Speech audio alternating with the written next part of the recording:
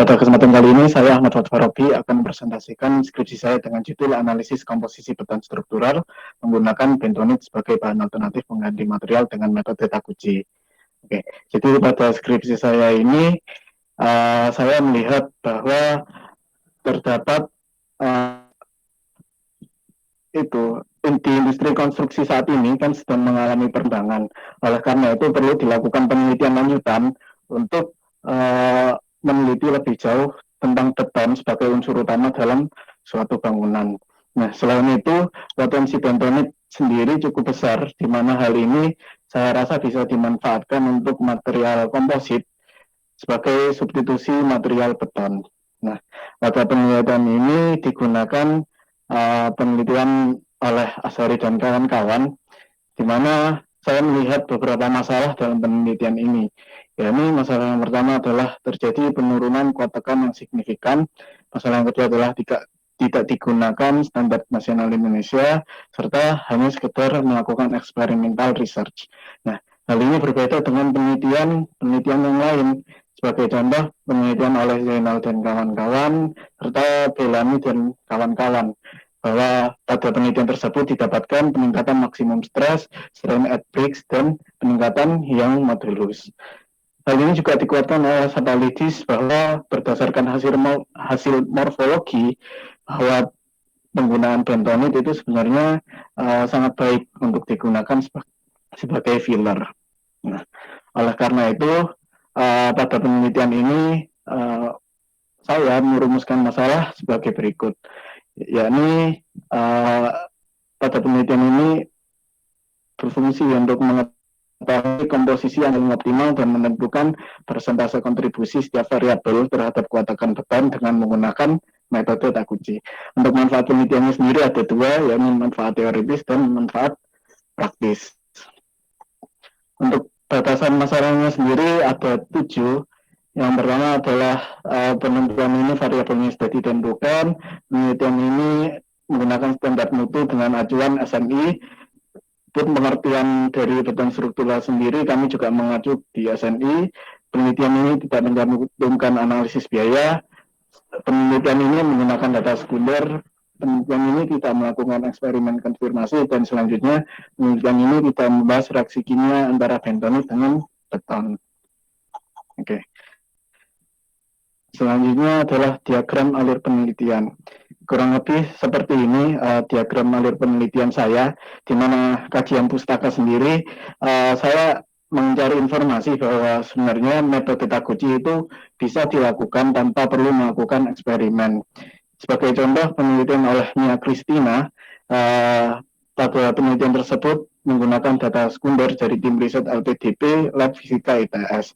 Nah, pada penelitian oleh Mia Christina ini didapatkan informasi mengenai kombinasi dan variabel terbaik. Untuk kajian pustaka yang kedua, saya mencari informasi tentang bentonit, di mana pada data sekunder yang saya gunakan, besar partikel dan komposisi kimia pada bentonit data sekunder itu sudah sesuai dengan SNI. Artinya saya tidak perlu melakukan uji laboratorium untuk menentukan kira-kira bentonit ini dapat digunakan atau tidak, karena pada data sekunder sudah ada datanya gitu. Selanjutnya untuk SNI, didapatkan informasi data sekunder itu memenuhi standar mutu K500. Artinya prasyarat untuk kuat tekan yang diizinkan adalah sebesar 41,3 MPa. Nah, selanjutnya pengambilan data. Pengambilan data sendiri di sini saya membutuhkan data repetisi dan kuat tekan yang akan saya olah di proses-proses selanjutnya. Tahap perencanaan desain dan tahap perencanaan Taguchi ada di slide berikutnya. Untuk tahap analisisnya ada 3 yang saya gunakan.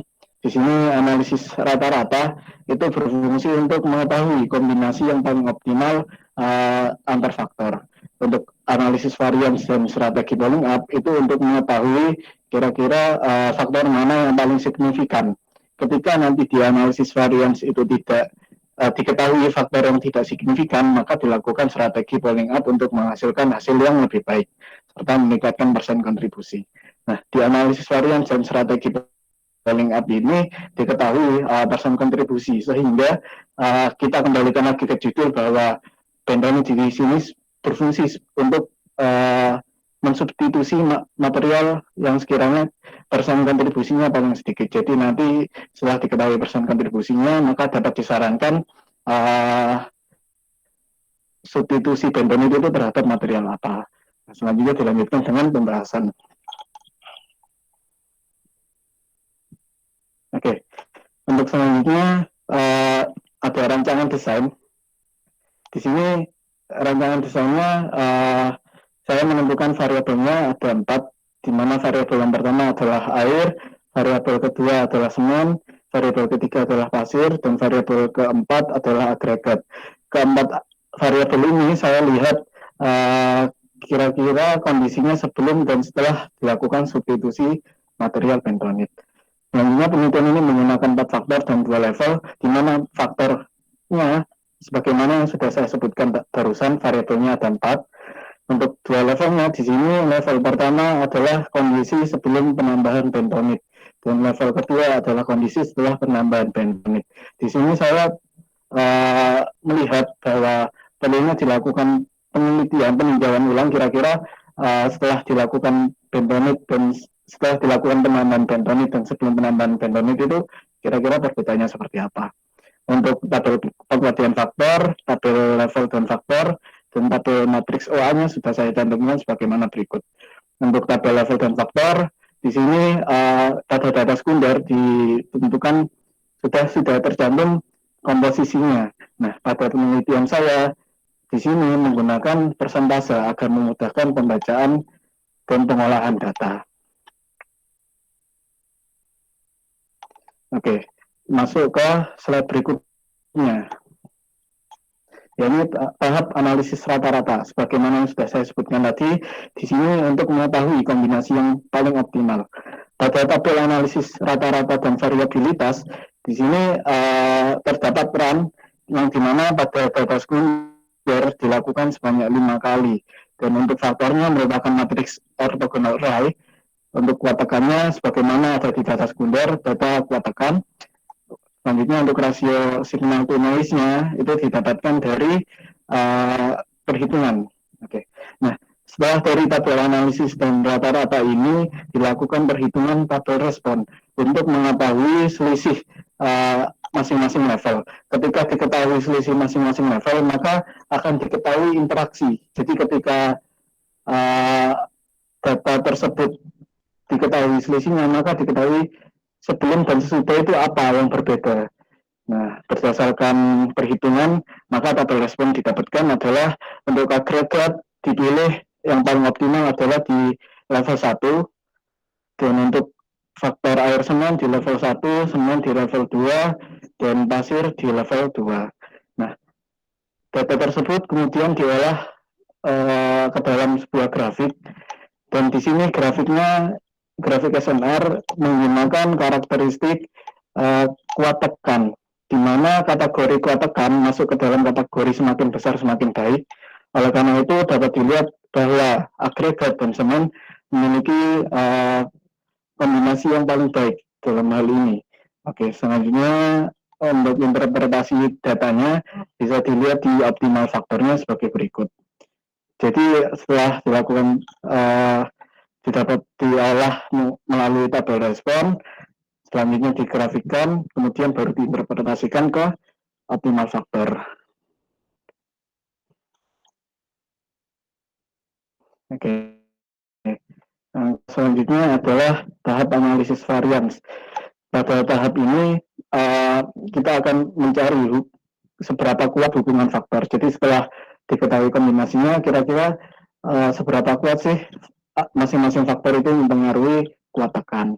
Jadi pada penelitian ini didapatkan analisis varians dengan outputan F ratio dan P value. Pada tahap analisis varians dilakukan kriteria uji di mana H0 ditolak ketika F tabel lebih kecil daripada F hitung atau P value lebih kecil daripada alfa. Untuk P tabelnya sendiri bisa dilihat di tabel statistik, di mana pada penelitian ini didapatkan F-tabel 0,9 dan alfa yang digunakan adalah 0,05.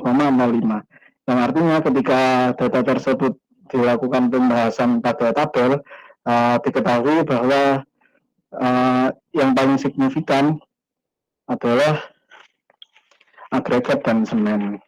Untuk value-nya juga seperti itu. Nah, tadi kan pada tahap analisis varian diketahui yang paling signifikan adalah agregat dan semen. Dan untuk yang tidak signifikan adalah faktor air, semen, dan pasir. Nah, faktor air, semen, dan pasir itu kemudian diolah di tahap polling up, di mana dia didapatkan hasil yang lebih baik dari tahap analisis varians, sehingga dapat dimunculkan persen kontribusinya sebagai berikut. Untuk persen kontribusi faktor A, di mana A adalah agregat sebesar 11,6%, untuk B, yang di mana B adalah faktor air semen sebesar 12,5%, C, di mana C adalah semen sebesar 13,2%, dan D adalah pasir sebesar 12,6%. Yang artinya kesimpulan dari tahap analisis varians ini didapatkan informasi bahwa persen kontribusi terbesar adalah semen sebesar 13,2%, diikuti oleh pasir, faktor air semen, dan agregat. Oleh karena itu, agregat dapat disarankan untuk mensubstitusi bentonit dapat disarankan untuk mensubstitusi agregat karena memiliki persen kontribusi paling kecil.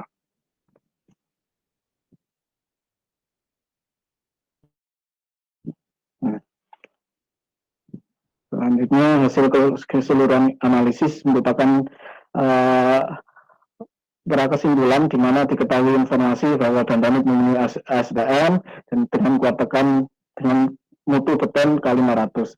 Untuk substitusinya disarankan adalah agregat, dan tadi dapat dilihat pada tabel keseluruhan analisis ini ketika komposisi persentase komposisi ini dijumlahkan, maka dapat disarankan komposisi beton sebesar 48,542 kg per meter kubik.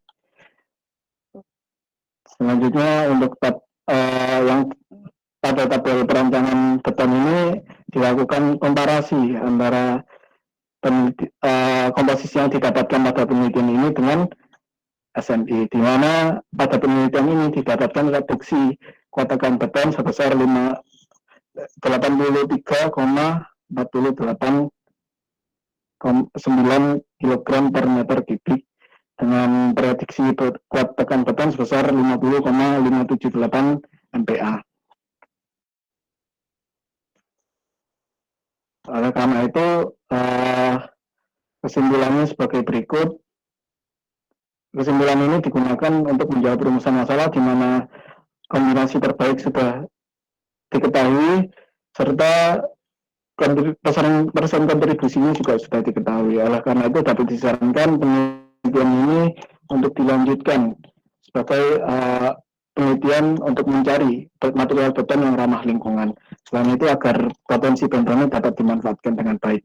Untuk saran yang kedua adalah perlu dilakukan penelitian teknologi beton berbasis nanomaterial dengan bahan alternatif material bentonit. Dan yang ketiga adalah perlu dilakukan analisis biaya lanjutan. Oke, kurang lebih itu yang dapat saya sampaikan.